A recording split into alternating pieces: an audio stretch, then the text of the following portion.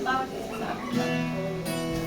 Kahit anumang pong pagdaanan namin, Panginoon, we know, Panginoon, na nandito ka sa kalimitan namin. Hallelujah. We you to worship you. At ikaw ang mag-glorify sa amin, ang mag-magnify sa amin. Hallelujah. Church, let us sing together.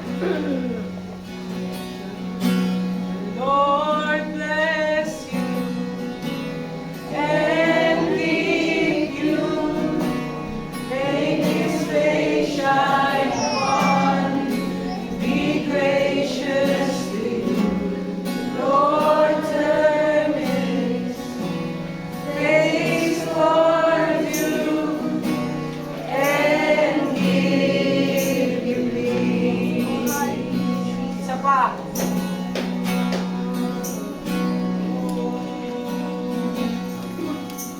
Lord bless you and keep you. Make His face shine upon you and be gracious to you. The Lord turn His face toward you and give you peace. Amen, amen.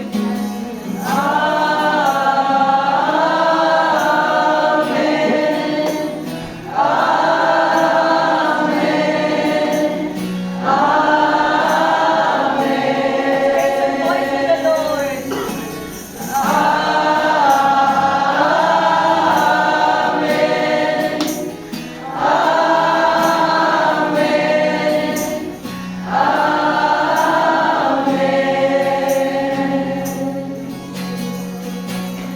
Lord bless you and keep you. Make His face shine upon you and be gracious to you.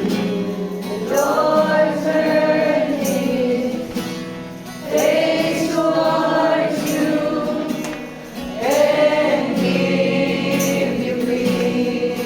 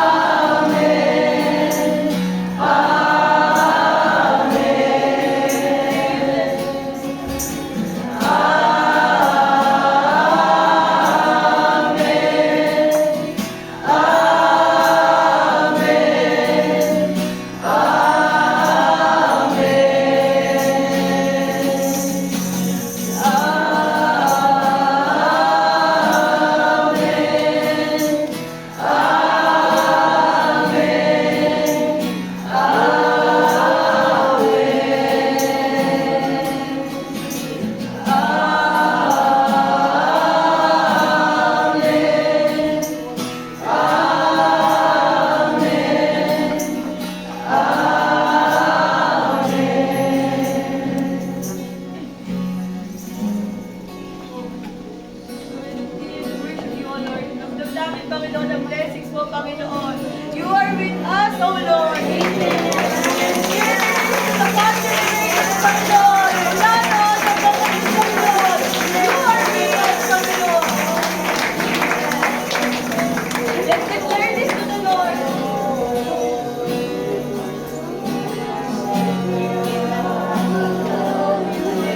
Favor be upon you and 1,000 generations, and your family, and your children, and your children, and your children. May His favor be upon you and 1,000 generations, and your family, and your children, and your children, and your children.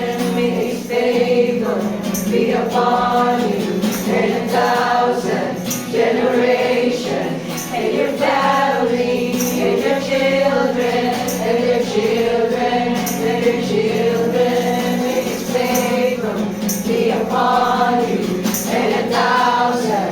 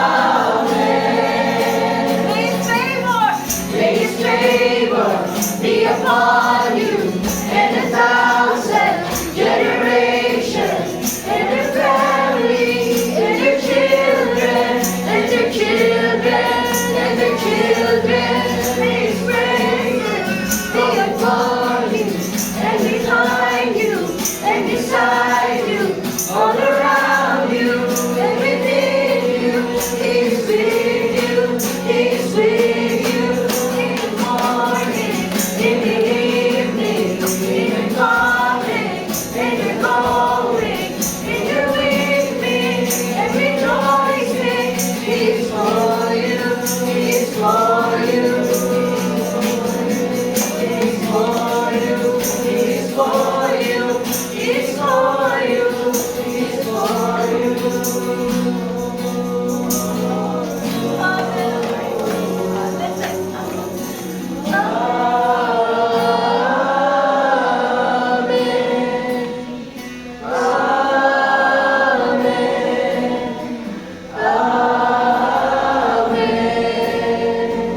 One more time.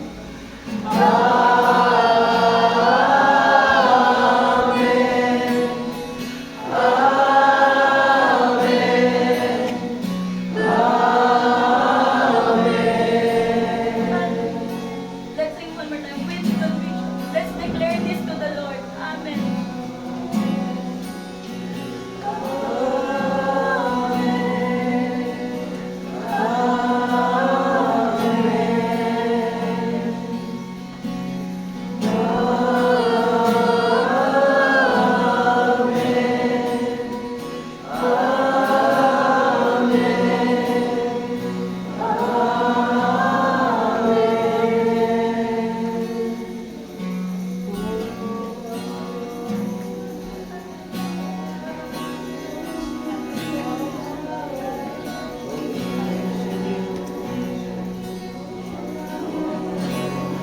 Lord God, ito yung the first time this kind of time. Kahit mawalan man sa amin ang God, ito pa rin ang aming focus ay managiging sa iyo.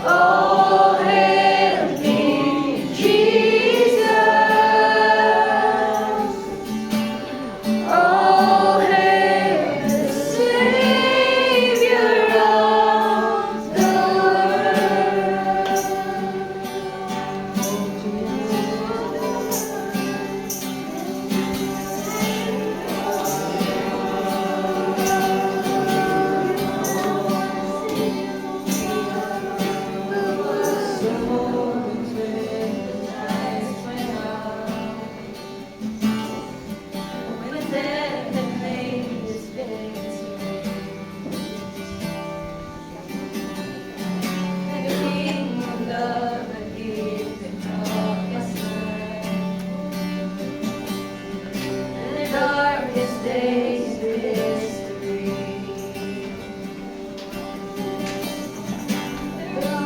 Across the name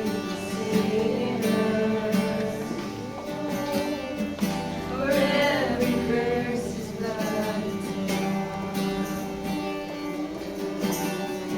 One final breath and it's but not the end be good. For the earth began to shake, and the veil was, but the sacrifice was made as the heavens roar.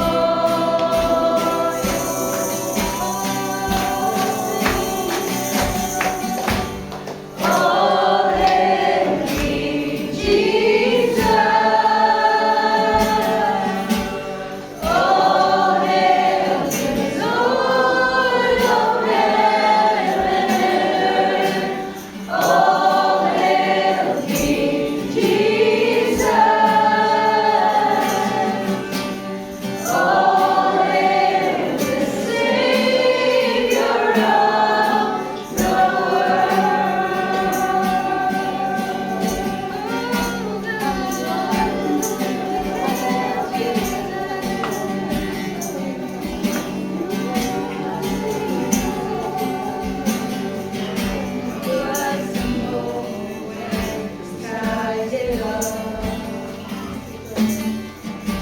flash of light breaks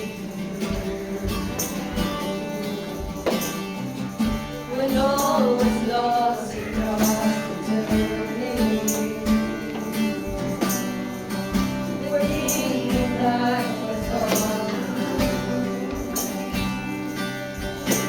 And dark was where I was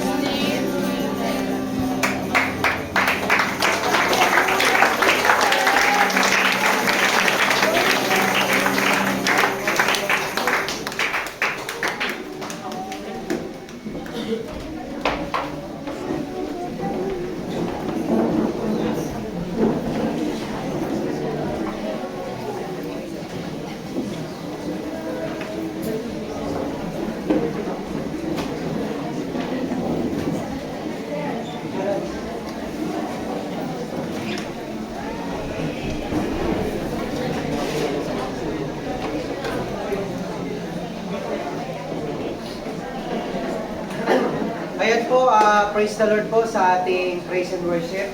Naiintindihan ko po na mainit po talaga, no? Kaya po, yan, ngayon po, mas iwasan natin yung mga salita natin para makikipagkwentuhan sa katabi. Kasi mas makakadagdag po ito sa init. At ngayon po, sa punto pong ito, matutunghayan po natin yung inihandang presentation ng Youth with a Vision. Kaya po, let us just stay put para po panoorin natin ang inihandang presentation. Palakpakan po natin ang Panginoon. Sa buhay natin.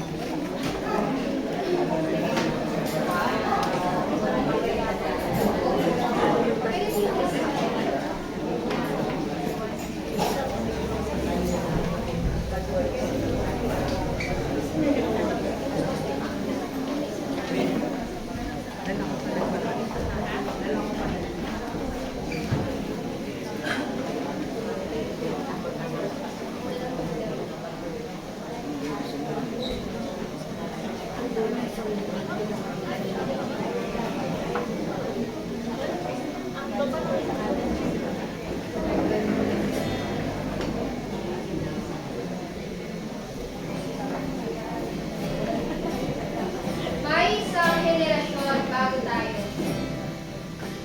Isang henerasyon na nanalangin, naglingkod, at nagsakrifisyo.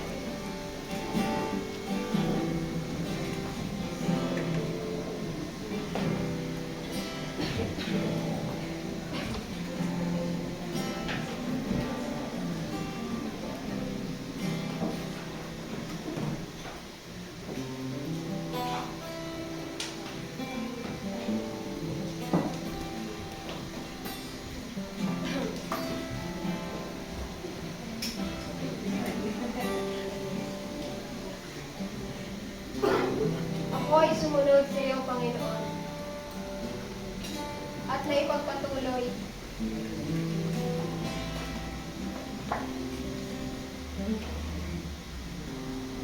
ang pag-ilaw ng liwanag na ito. Ngunit kailangan magpatuloy ang gawain ng Panginoon. Kanino ko ito ipapasa?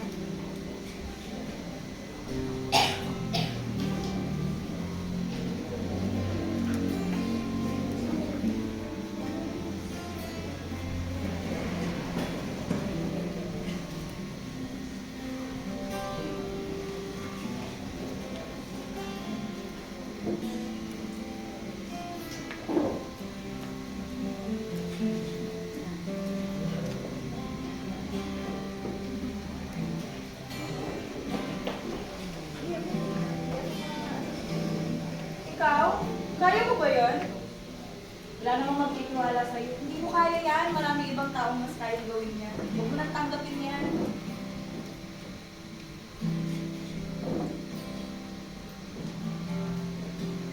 Uy, alam mo, bata ka pa. Bakit mo pa naman para gawin mo kung ano ang gusto mong gawin? Kaya tsaka na yan. Huwag mo na gawin yan. Tignan mo sila, oh.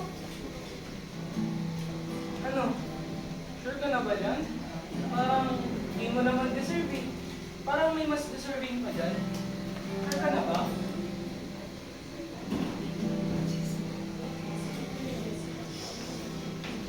Lord, hindi po ako perfecto. Pero handa ako. Gagamitin niyo ako. Narito ako. Lord, sumunod siya sa'yo. Kaya niya, Lord.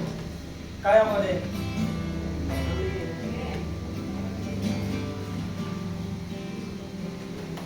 Hindi ko nasasayangan ng buhay ko. Magpapagamit ka. Amen.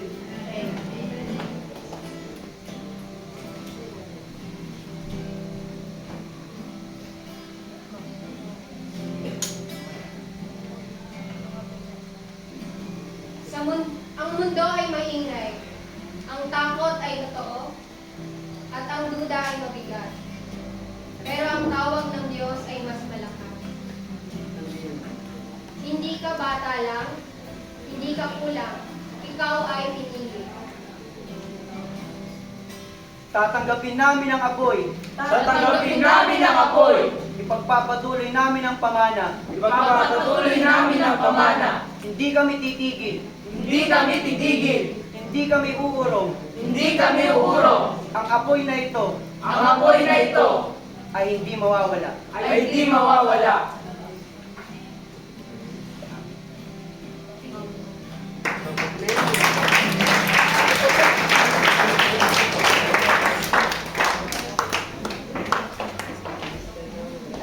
Ayan, praise the Lord po. Napansin niyo po, di ba, nung tahimik lang lahat, naiintindihan natin maigi yung inihandang presentation nila. At pagpatuloy po natin yung katahimikan na hindi pakikipagkwentuhan sa katabi para po ito hindi makaragdag sa init. Paalala lang po yun. At ngayon po, sa punto pong ito, ihanda po natin ang ating sarili. Naintindihan po namin ang kainitan, pero ihanda po natin ang ating sarili, ang puso, ang tenga at mata sa pagkinig ng salita ng Panginoon. And if hindi naman po necessary na to have phone or we encourage na itago na muna para kasi makakadagdag pa po yan sa distraction at init eh. And also, inanyayahan po namin yung mga singers na sila para po sa pagbabasa ng salita ng Panginoon. And additional po, yung PPT po natin, yung PowerPoint, ito po ay ibibigay sa mga homogeneous group para po hindi na po tayo mag-picture o ano pa man. Mamaya na lang po i-distribute po ito para meron po tayong reference. At ngayon po, once again, ihanda po natin ang ating sarili sa pagkinig ng salita ng Panginoon. Wait na po siya. Tawagin po natin ang ating speaker. Isa po siyang Youth with a Vision leader. Let us welcome po si Kuya Diniel de Belen. Palakpakan po natin ang pagkinig.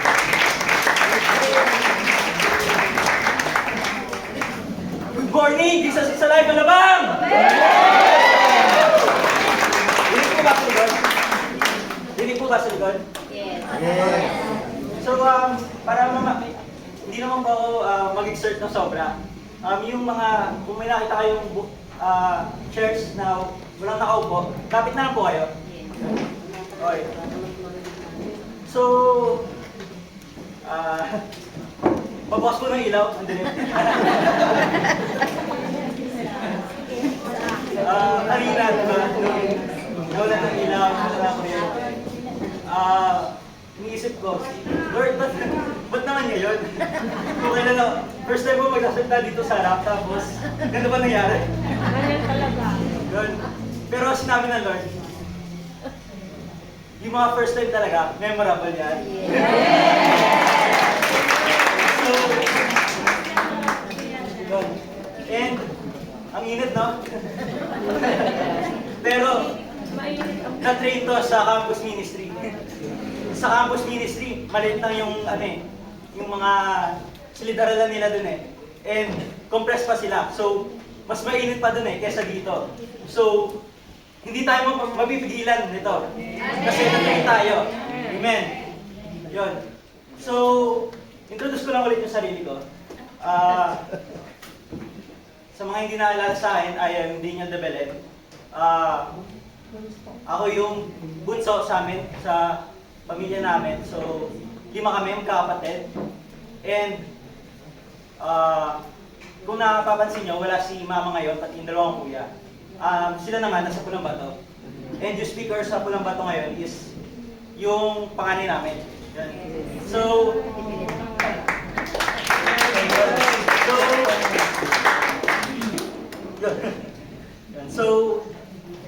punta na tayo sa preaching. Kita ba? So last week, ang preaching ni Pastora is about passing the torch. Di ba? So, nung Sunday na yon, tinatanong pa lang ako ni Kuya Jolans kung tatanggapin mo ba yung Kasi yung lumabas sa impression,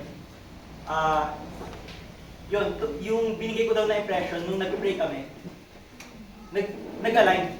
dun sa vision ni Kuya Lance na salita ng Panginoon. So, yung narinig ko sa Panginoon, di ba, pass the torch. Pero, nag-look inward ako, di ba, bilang YWAW, bilang kabataan, anong magiging response mo doon? Pinapasa sa yung torch, anong gagawin mo? So, ang title ng preaching natin ngayon is Receiving the Torch. Di ba? Receive the torch. Claim it. Amen? Amen. Amen. So, hindi kita, pero meron pa yung subtitle, which is Continuing the Faith. So,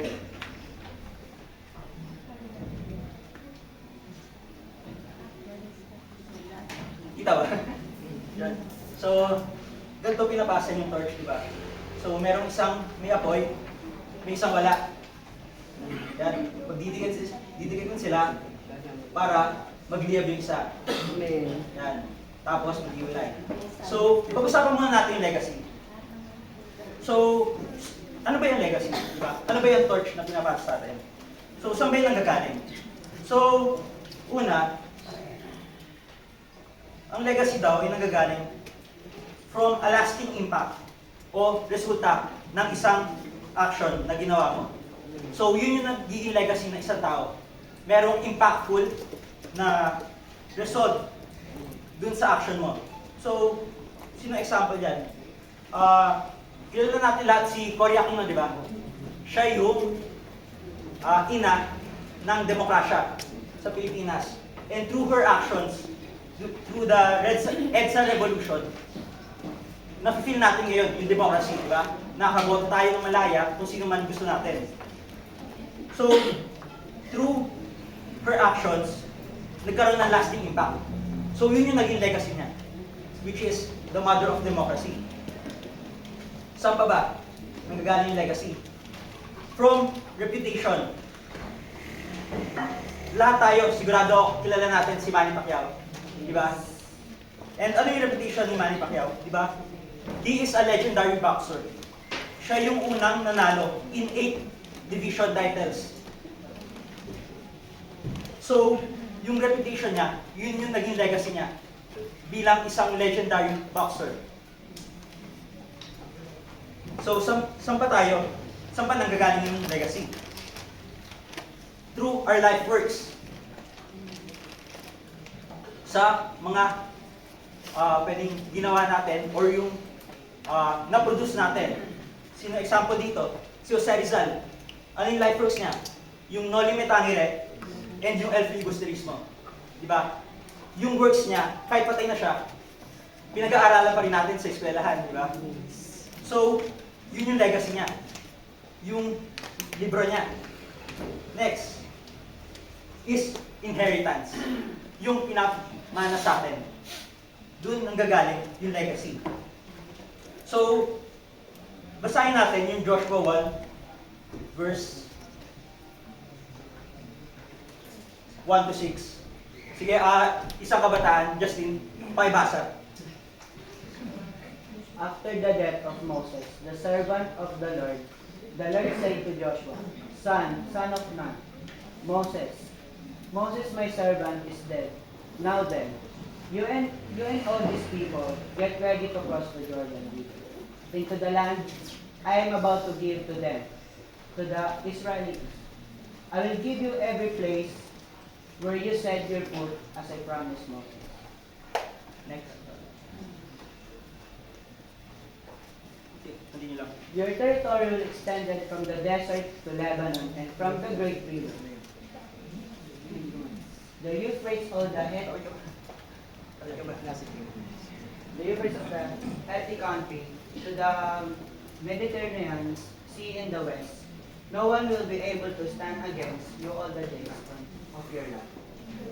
As I was with Moses, so I will be with you. I will never leave you nor forsake you. Be strong and courageous, because you will lead these people to inherit the land I swore to their ancestors to give. Sige, tayo po tayo lahat. Palagay ko sa sarili. Lord, salamat o God sa araw na ito, O God. Hindi man kanais-nais, O God, ang sitwasyon namin ngayon, O God, Lord. But we will continue, O God, to hear your word, O God. Pagpira-pira sa inyo, O God, ang inyong salita sa umagang ito, O God. Upang ito, O God, ay madali namin maintindihan, O God.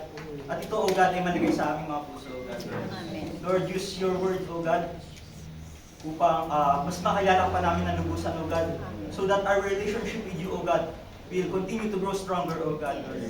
At gamitin niyo po, O God, ang inyong likod, O God, upang ma-fulfill, O God, ang inyong will, O God, sa umagang ito. Thank you, Lord. Thank you, Jesus. In Jesus' name, pray. Amen. Amen. Sige, muna po tayo. So,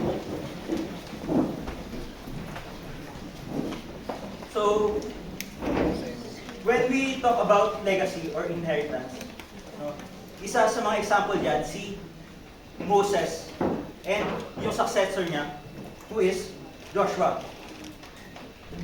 So, ano ba yung naging legacy ni Moses? So, nagsimula yung legacy kay Moses, di ba? Kasi siya yung appointed by God to take the Jews out of Egypt. Siya yung pinangakuan ng Panginoon na maglilid ng Israelites out of the hands of the Pharaoh sa Egypt. So, siya yung nagsimula ng journey. He started the journey to the promised land. Pero, his journey ended bago pa sila makarating sa promised land. Along with the community who complained, hindi na si Moses, pero yung older generation of Israelites, hindi sila nakarating sa promised land. Hindi nila nakita yung promised land. Bakit? Kasi lagi sila nag-complain, di ba, sa Panginoon. Parang nawala na yung trust nila sa Panginoon eh. Lord, inalis mo nga kami sa Egypt, pero naghihirap naman kami dito sa wilderness. And nung time na sinabihan na ni Lord si Moses, kasi nag-complain yung mga tao eh, di ba? Wala silang mainom, nauuhaw sila. In-instruct ni Lord na mag-speak si Moses doon sa rock para magkaroon ng water. Pero, ano yung ginawa ni Moses? Kasi nagalit na siya kasi ang dami nagko-complain sa kanya, yung mga Israelites. He struck the rock. Hinampas niya yung rock instead of speaking to it.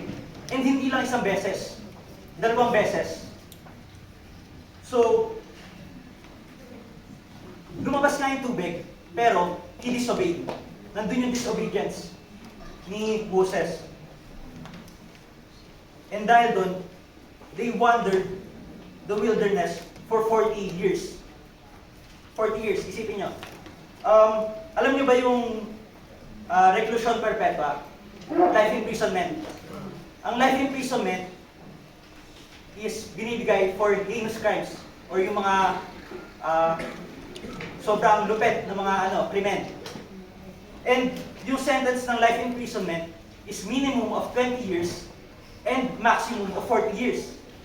So, parang binigyan sila ng parusa yung yung Israelites ng life imprisonment, yung pinakamabigat na parusa. So, for 40 years, they wandered to wilderness. Pero, nag-promise ang Panginoon, di ba? Nag-promise ang Panginoon kay Moses na ibibigay niya sa Israelites ang promised land. Pero, hindi na doon sa older generation. Kanino na? They gave it to their descendants.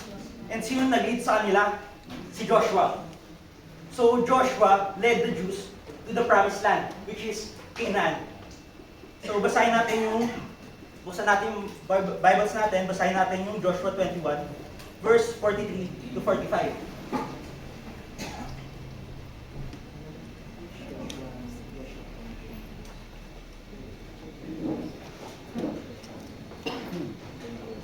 Okay, Gab, sige, please read. Joshua 21, verse 42 to 45. So the Lord gave Israel all the land he had sworn to give their ancestors, and they took possession of it and settled it. The Lord gave them the rest on every side, just as he had sworn to their ancestors. Not one of their enemies withstood them. The Lord gave all their enemies into their hands. Not one of all the Lord's good promises to Israel failed. Every one was fulfilled. So, balik tayo doon sa last, sa verse 45. Not one of all the Lord's good promises to Israel failed.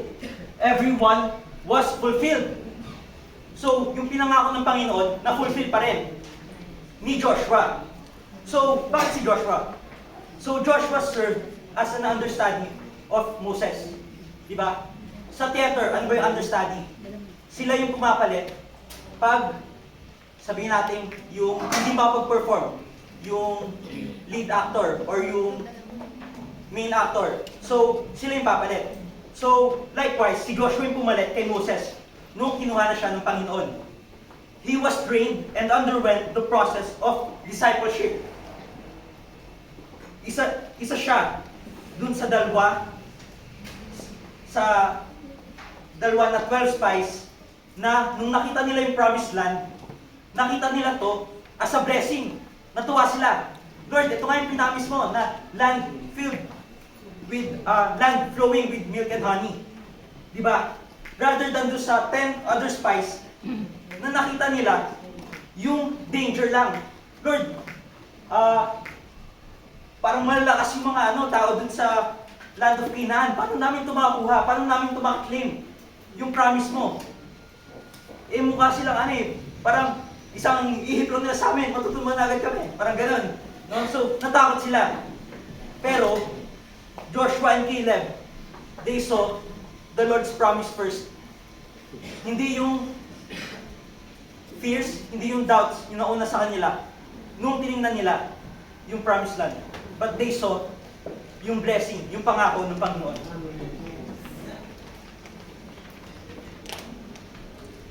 So why should we accept the torch?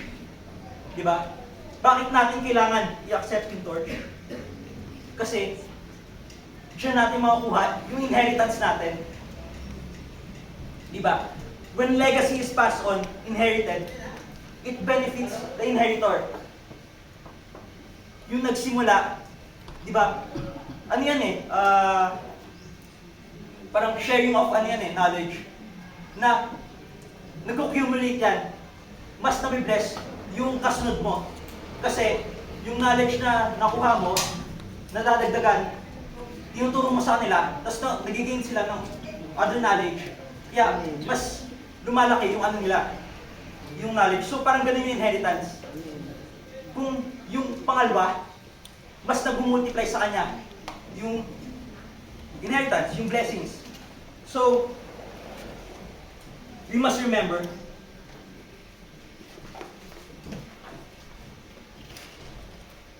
we are the product of those before us. Matanong ko lang, sino nandito sa GIA dahil yung magulang nila nasa GIA? Ako, isa ako doon. So, medyo konti lang. Yun, so meron. Nandito tayo dahil yung parents natin nandito. So, sino naman nandito dahil may nag-invite sa kanila? So, pwedeng nag-evangelize sa kanila or may nag-share sa kanila na other member ng GIA. Sino yung nandito dahil through that process? Oh, madami. Okay. Sino naman nandito sa simbahan? Sino nandito na nananampalataya kasi nagbasa lang siya ng Biblia tapos yun, dun niya nakuha yung pananampalataya niya just through by reading the Bible or siguro katulad nung kay Paul na biglaan na lang may nag-flash na ilaw tapos nag-speak sa yung Panginoon. Meron bang nandito dahil doon? So, what I mean is, sarili nyo lang, walang nag-invite sa inyo dito, nakita nyo lang GIA, kaya punta lang kayo, meron din, okay. So, pero most of us, madami sa atin, nandito dahil may nagdala sa atin. Amen. Diba? So ako, ano ko lang. So, ma-share ko lang. So ako, second generation Christian. So, nakuha ko yung faith, yung inheritance, through my mother and father. So, kay mama and papa. So, si mama, 37 years na siya in faith. Diba? 37 years na siya nasa GIA. And si papa naman, until he died, no, he was faithful for 16 years. Yun. So, kaming magkakapatid, nandito kami. Lahat kami nandito because of them. And kung hindi nyo alam, ako yung pang-apat na anak. Di ba 5 kami? Ako yung pang-apat na anak na tumuntong dito sa stage. Yung nag-share ng word. So, it is the product of my parents. Di ba? Dahil sa pananampalataya nila, may nagsasalita sa inyo ngayon. Amen. Praise the Lord. Wait lang. So, also, wag rin natin kalimutan, yung spiritual parents natin. Pwede ito yung pastors natin, cell leaders, facilitators, or yung nag-evangelize sa'yo. So, sila yung rason kung bakit ka ngayon nananampalataya. Sila yung rason kung bakit ka naligtas. So, you are a product of them. Pwede rin yung mga mentors, di ba, sa Sunday school, yung ministry head natin, na nag-build up sa atin, nag-develop ng values natin.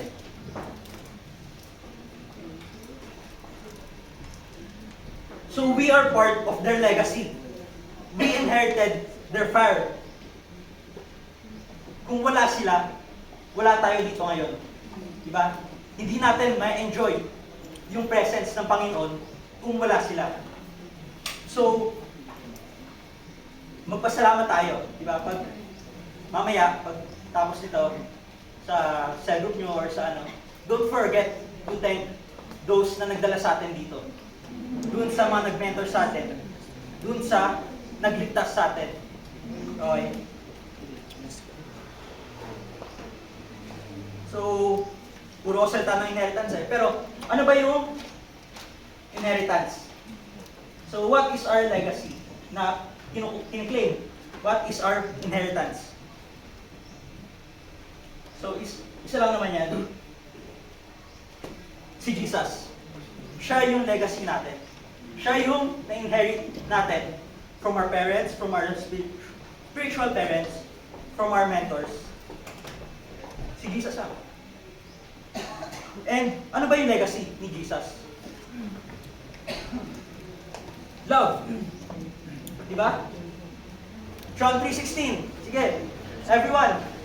Mr. Side, John 3:16.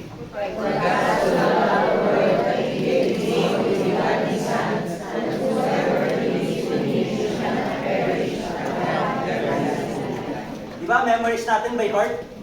Kasi yan yung legacy ni Jesus eh. Yan, it summarizes kung ano si Jesus, kung ano yung ginawa niya para sa atin. Kung paano tayo naligtas. So, ano ba yung love ni Jesus? Diba? It is like a father to a child. It is radical and sacrificial. Kahit unworthy ka, kahit undeserving ka, it is not meritorious.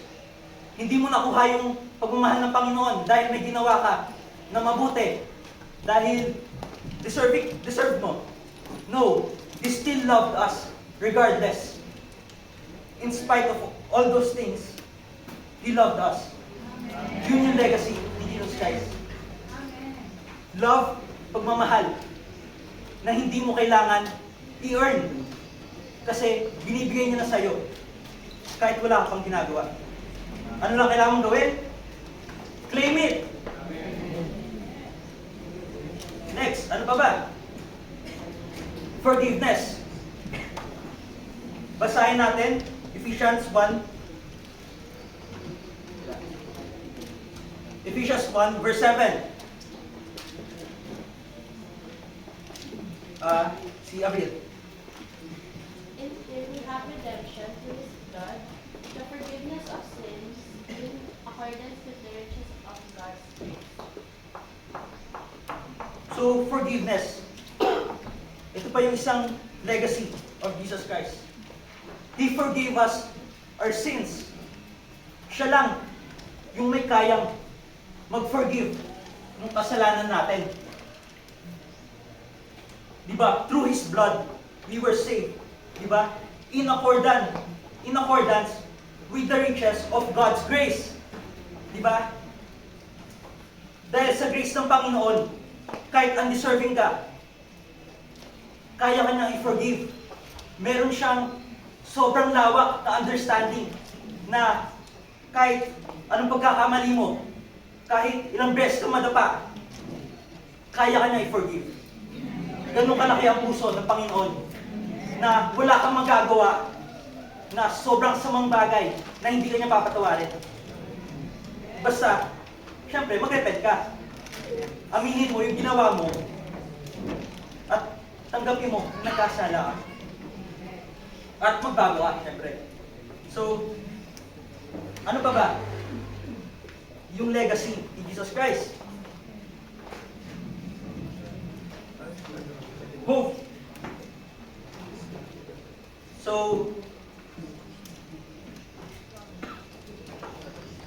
basahin natin yung 1 Peter 3 verse 4.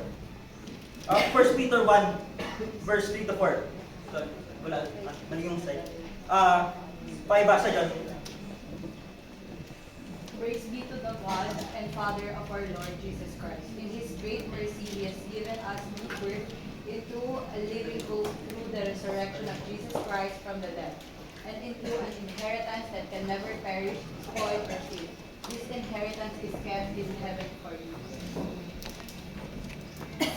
So in His great mercy, He has given us new birth into a living hope through the resurrection of Jesus Christ from the dead. So dahil sa Panginoon, we have this new hope. Di ba? And ano ba yung, saan ba nanggaling yung hope na yan? It is through our salvation.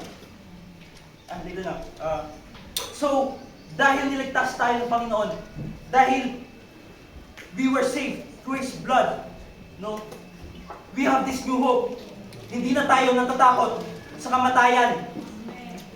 We are looking forward to our inheritance in heaven. Nag-hope tayo, nag-yearn tayo for those inheritance in heaven. And we have this renewed purpose. Yung hope na binibigay ng Panginoon. Yung hope na binibigay ng Panginoon. Yan yung kailangan natin panghawakan. Yan yung promise ng Panginoon sa atin. That is His legacy for us. Wala. Ganyan! Pag hinitan mo, yung kandila namatay. Yung uling, nagbabaga pa rin. So, safeguard the flame. Alagaan natin yung apoy natin. Diba? As a torch bearer, we are entrusted to keep the flame alive. Jesus is alive. So, paano natin alagaan itong flame natin? Diba? So, do not let the flame die out. So, keep it burning. Pero, bakit kailangan na huwag natin hayaan? Kasi may threat. May kaaway.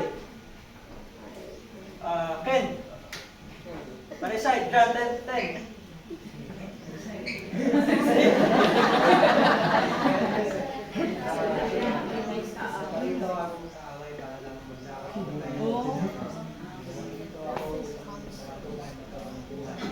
Amen. Sige naman.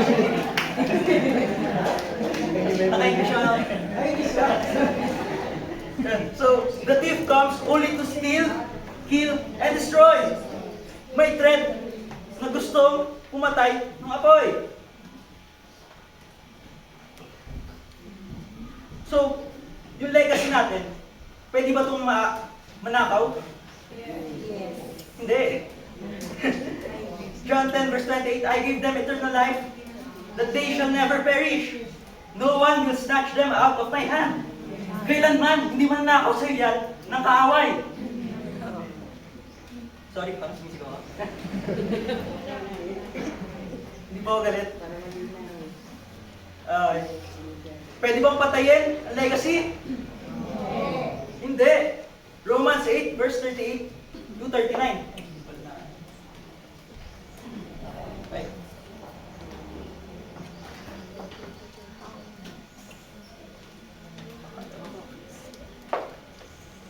Wala pala dito.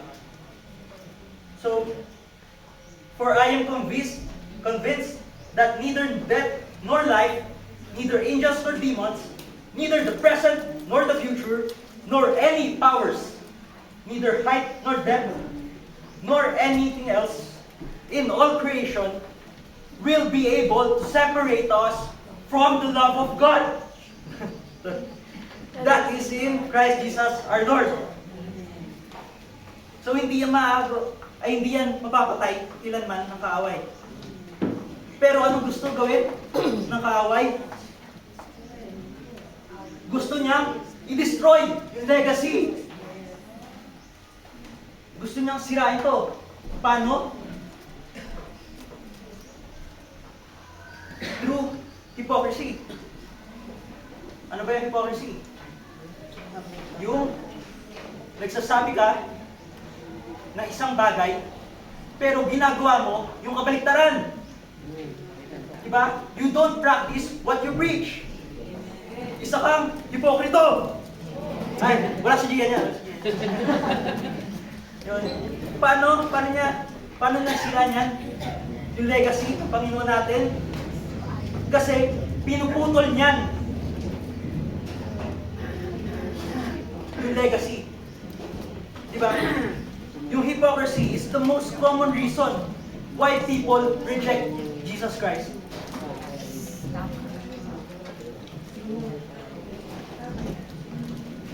So this is from Sheldon Banoken.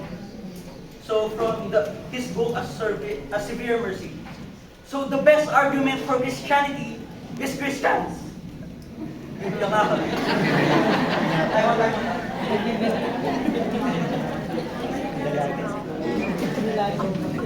Lapit na lang kayo, parang di ako. Ingat, pabawas na kayo po.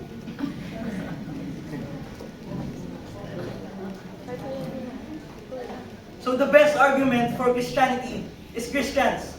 Their joy, their certainty, their completeness. But the strongest argument against Christianity is also Christians. So when they are somber and joyless,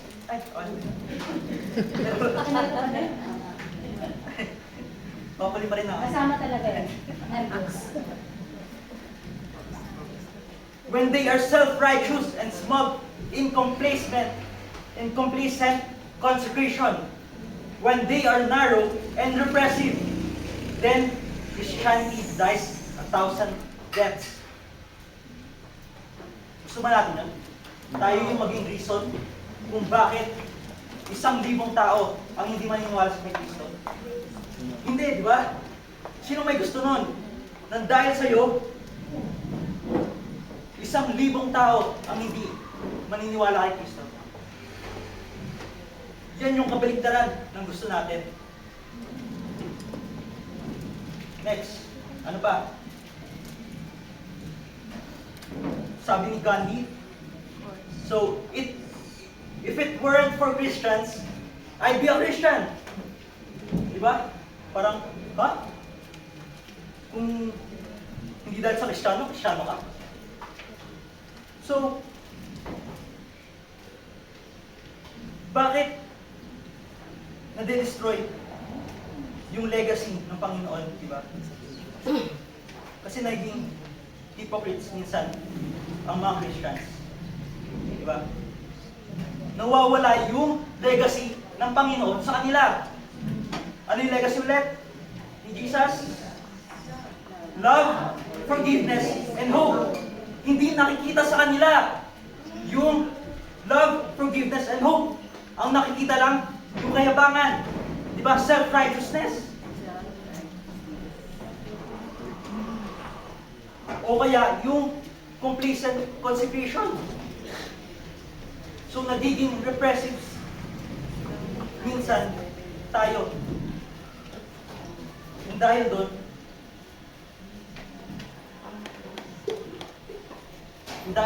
may nagtuturn against Jesus. So, sa Code of Ethics ng isang CPA, so, meron silang tinatawag na professional behavior. So, a professional accountant, ito yung sinasabi, a professional accountant should comply with relevant laws and regulations and should avoid any action that discredits the profession. Huwag ka daw gagawa ng isang bagay na ika-discredit nung trabaho mo. So likewise, bilang Kristiyano, nire-represent natin si Jesus. Di ba? Tayo, yung witness ni Jesus. So we must be careful with our actions to preserve the legacy of Christ.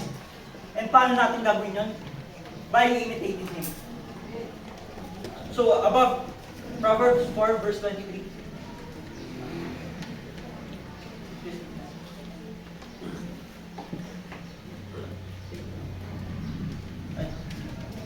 So Proverbs 4:23, above all else, guard your heart, for everything you do flows from it.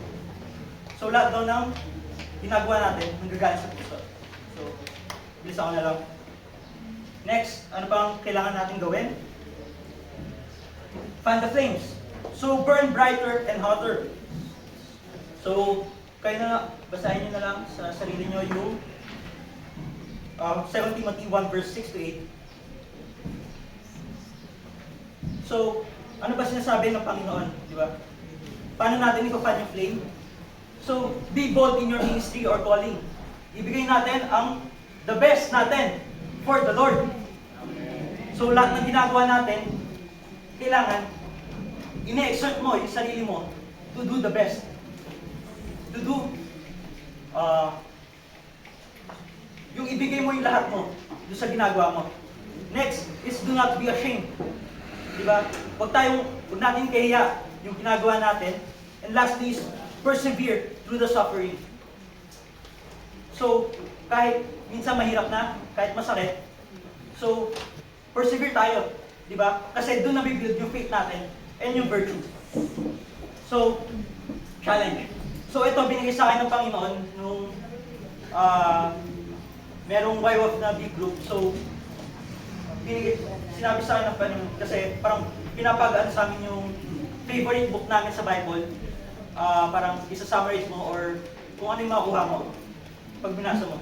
So, binigay sa akin ng Panginoon is live a life worthy to be included in the Bible. Kung tatanungin ko sa inyo, kung tatanungin ko kayo ngayon, pwede ba natin ilagay yung kwento ng buhay nyo sa Biblia? Sige, kayo na sumagot sa sarili nyo yan. Pero, we need to live yung life na worthy, na maka-inspire sa ibang tao to believe in Jesus Christ. So, last is to spread the flame. So, passing the torch does not mean extinguishing your own flames, or it is the end. So, it symbolizes the start of the journey of a new generation of believers. So the goal of bearing the torch is not just to keep it, but to light as many flames in people's hearts. So, balik tayo doon sa coal. Di ba? Ang coal, pag pinaypayan mo, nagbabaga. Hindi lang kahit isang piraso ng uling lang yung ilagay mo doon sa itabi mo sa iba pang uling na hindi pa nasisindihan. Pag pinaypayan mo, nahawa, nagsispread yung flame. So dapat ganun din tayo. Dapat ganun yung panampalataya natin. So, paano natin i-spread yung flame? So start now. Do not waste time. So, Alam natin yung 1 Timothy verse 4, verse 12, do not let anyone look down on you because you are young, but set an example for the believers in speech, in conduct, in love, in faith, and purity. Until I come, devote yourselves to the public reading of Scripture, to preaching and to teaching.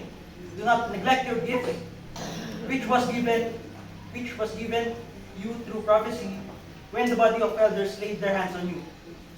So, huwag na natin sayangin yung oras. Magsimula na tayo ngayon. Di ba? Akala ko dati yung verse na to para sa mga kabataan lang sa YWAM. Pero it could also mean those who have young faith. Yung faith na nagsisimula pa lang. Next. Ay. Next, yung sa 1 Corinthians 1 verse 26, 31, basahin nyo lang yan. Pero sinasabi lang yan, is to magnify Jesus. Dapat makita sa buhay mo ang Panginoon, yung impact niya sa buhay mo. Di ba? Dapat mas makita yung Panginoon sa iyo kesa yung sa sarili mo. So, hindi nagmamatter kung ano yung standing mo ngayon. Kung ano ka ngayon, it does not matter. Gamitin mo yung personal testimony mo kung paano ka binago ng Panginoon. Kasi yun, dahil sa personal testimony mo, marami ang mananampalataya. And lastly is to raise up your Joshua generation, ensure succession, and be replaceable. Dapat, ang isang leader daw, dapat, kahit mawala siya, nagpa-function pa din yung team niya. So make sure that there will be someone to take your place to claim the promised land, even without, kahit mawala ka, kailangan merong mag-claim ng promised land. So, families will play a vital role into spreading the Lord's legacy. So, conclusion na tayo.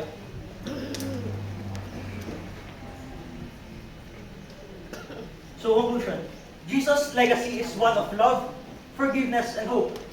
So, as torchbearers for Christ, we are His witness. Therefore, we must be steadfast in our calling, consecrated and careful to do His will. The fire that we have inherited from our fathers and their fathers before them will be our legacy. It is the legacy of Jesus Christ.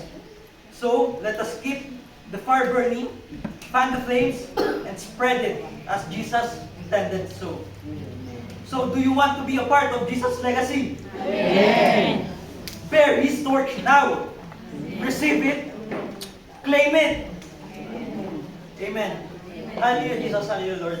Lord, oh God, salamat, oh God, sa salita mo ngayon, oh God, na binigay sa amin, oh God, Lord. And Lord, lumalapit kayo kami sa inyo ngayon, oh God. As your torchbearers, oh God, Lord. Kami na tinawag niyo, oh God, to receive your flame, oh God, to receive your legacy, oh God, to inherit, oh God, your legacy, oh God, Lord. Lord, we ask, oh now, oh God. Lord, we surrender ourselves to you, oh God, Lord. Gamitin mo kami, oh God, use us mightily, oh God. Lahat ng nandito, oh God, lahat ng nakaparinig ng sa inyong salita, oh God, Lord. Lord, create in us, oh God, a fire, oh God, a fire that will last, oh God. A fire that will spread, oh God, a fire na hindi ma-extinguish, oh God, ang kaaway, oh God, Lord. Lord, we ask you, oh God, na kayo, oh God, ang gumabay sa amin, oh God, Lord. Tulungan niyo kami, oh God, sa aming pagtawag, oh God, sa aming callings, oh God, so that we will be able to inherit your promises, oh God, your promised land, oh God, for us, oh God, Lord. Lord, we ask, oh God, Lord, na kayo, oh God, ang patuloy, oh God, na maitaas sa buhay namin, oh God, Lord. Magnify, oh God, yourself in us, oh God, through us, oh God, through our actions, oh God, sa aming pamilya, sa aming workplace, oh God, sa aming mga eskwelahan, oh God. Saan man kami pumunta, oh God, let your victory, oh God, be upon us, oh God. In the name of Jesus, oh God, in Jesus' name, oh God, Lord. Set a fire in our hearts, oh God, today, oh God, Jesus. Thank you, Lord, Jesus. In Jesus' name, amen.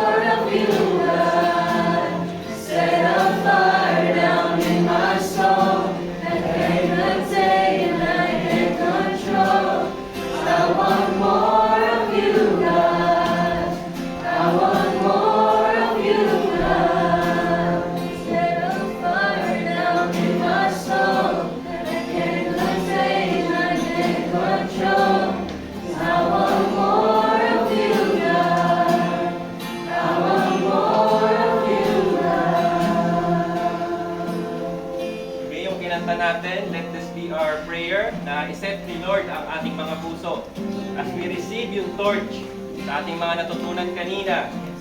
So itong torch na to, ito ay nagbabaga na kahit madilim ngayon, kahit mainit, itong torch na to ay hindi nawawala.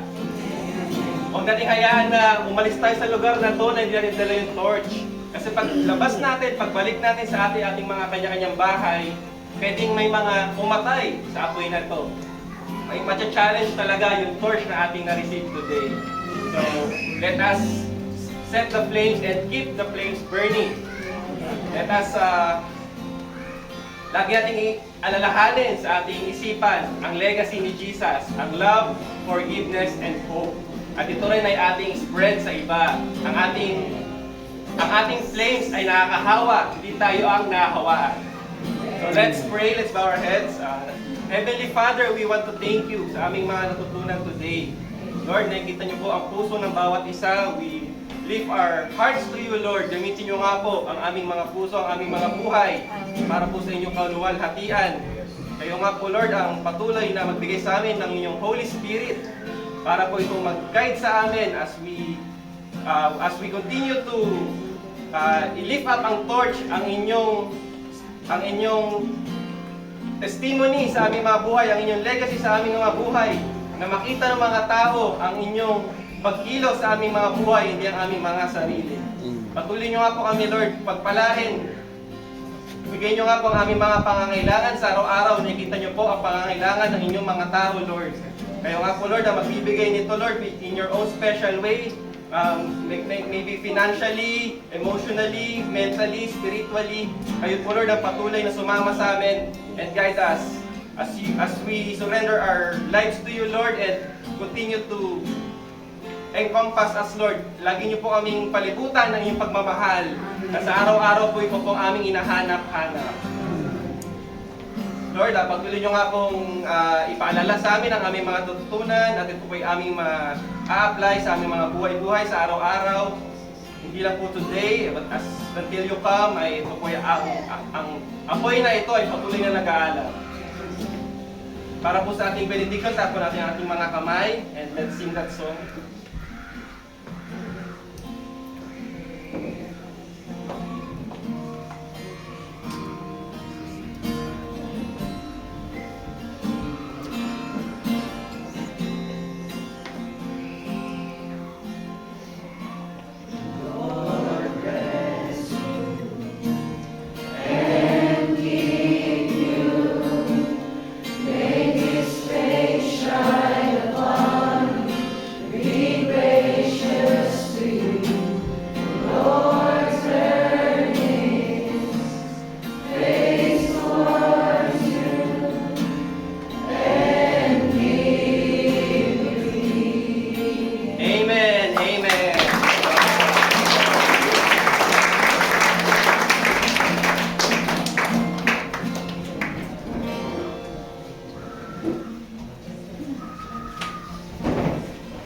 Praise the Lord po. Pwede na po tayo makaupo. Once again, palakpakan po natin ang Panginoon sa tapos po na paliwag na hosting. Ano po ang tinuturo ng Panginoon? May mga bagay po tayong pwedeng makita sa pagkakataon na ito. Di ba po na maganda na nakapakinig tayo ng salita ng Panginoon. And also, nandito tayo even na mainit, pero still nandito tayo na nakikinig at nagpupuri sa Panginoon. At wala po tayong maka-flash na announcement. I-announce ko na lang po na i-announce ko na po. Meron po tayong ginaganap na prayer meeting. Every Thursday po ito. We encourage everyone to join our prayer meeting online. Sa upcoming Thursday po, hindi po wala po tayong prayer meeting sa online para po bigyang daan ng Holy Week para ma-enjoy po natin ang mga bakasyon. Meron pong gaganapin po na training po sa mga SOAN po ba? Ano pong training po? SOAN? DE and SOAN sa ano po lang ba? Yung po, DE and SOTRI po, dito po gaganapin sa ating simbahan sa 2 and 3. po. 23, that is Thursday and Friday po. At sa Pulang Bato po ay SOAN po. Sa registration po, kindly makipag-coordinate na lang po sa mga head po ng ating mga cell groups para po sa registration. And meron pa po may additional pa sa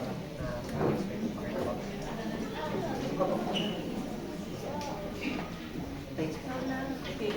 So, salamat noon. Bawat isa ay nakapag-stay tayo.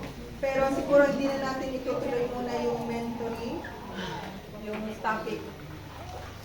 So, gusto nyo na buhay, di ba?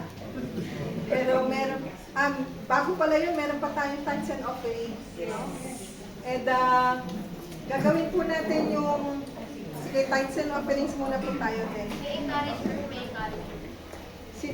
Sino mag-encourage? Po, let us call po si Kuya Elian to encourage us in tithes and offering po. Talakpan po natin ang Panginoon.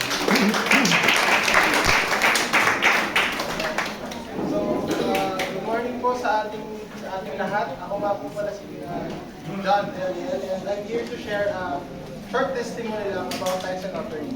So, I remember back in grade school, nung unang pinakilala sa akin ng tithing. So, medyo bata pa ako noon at kasi lumaki rin tayo sa church, so talagang yung concept ng tithes and offering ay hindi na bago sa akin.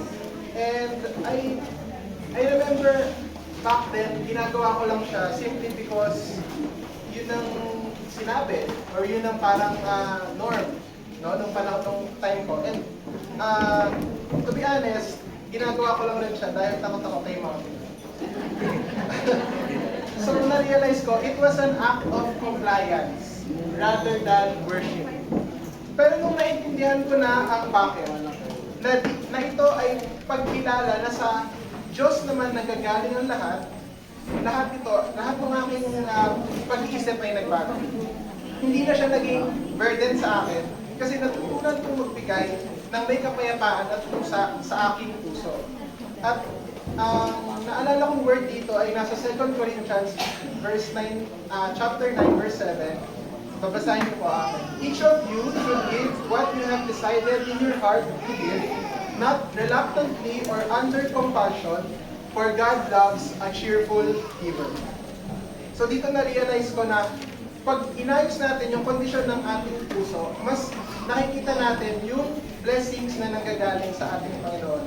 And today, I am grateful to say that I joyfully obey Jesus in this regard because truly, we can never outgive God. Every blessing and every answered prayer is proof of His faithfulness. So let us pray as we give our tithes and offering. Hallelujah, Jesus. Hallelujah, Lord. Salamat, O Lord, sa oras na ibinigay mo sa amin upang kami, O Lord, ay makapagbalik sa iyo.